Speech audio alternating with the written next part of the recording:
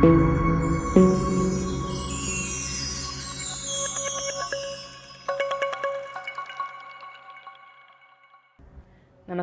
ഞാൻ doctor Ruchita pretty, ഗാസ്ട്രോൻട്രോളജിസ്റ്റ്, Neyyar Medicity. ഇന്ന് നമ്മൾ വളരെ കോമണായിട്ട് കാണപ്പെടുന്ന ഗ്യാസ്ട്രോഎസോഫിഗൽ റിഫ്ലക്സ് ഡിസീസ് അഥവാ GERD എന്ന് പറയുന്ന അസുഖത്തിനെ കുറിച്ച് കാണാം. ഇത് നമ്മൾ നോർമലി നമ്മുടെ ഫുഡ് ശരിമാനാകാൻ വയറ്റിനകത്ത് അമിലം കാണും. ആ അമിലം നെഞ്ചിനകത്ത് കയറി വരുന്നതോ അണനാളത്തിനകത്ത് കയറി വരുന്നതെയാണ് നമ്മൾ റിഫ്ലക്സ് എന്ന് പറയുന്നത്. ഇത് എല്ലാവരും ഗ്യാസ് ട്രബിളിനും റിഫ്ലക്സ് ആസിഡിറ്റിന്നും പറഞ്ഞ് യൂഷ്വലി പറയാറുണ്ട്.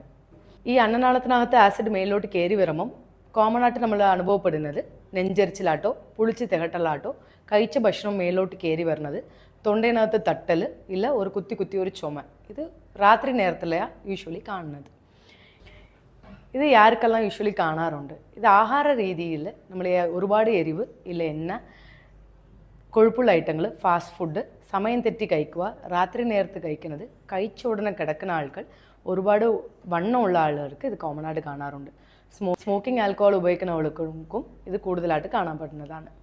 ഇത് എങ്ങനെ പ്രിവെൻറ്റ് ചെയ്യാമെന്ന് പറയുന്നത്, സമയത്ത് കഴിക്കുക, കുറച്ചായിട്ട് കൂടുതൽ തവണകളായിട്ട് കഴിക്കുന്നത്, എരിവ് എണ്ണപ്പുഴി കുറയ്ക്കുന്നതും, ഈ സമയം തെറ്റാതെ രാത്രി കിടക്കുന്നതൊക്കെ ഒരു 2-3 മണിക്കൂർക്ക് മുൻപ് കഴിച്ച് തീർക്കുന്നതുമാണ് ഇതൊക്കെ ചെയ്യേണ്ടത്.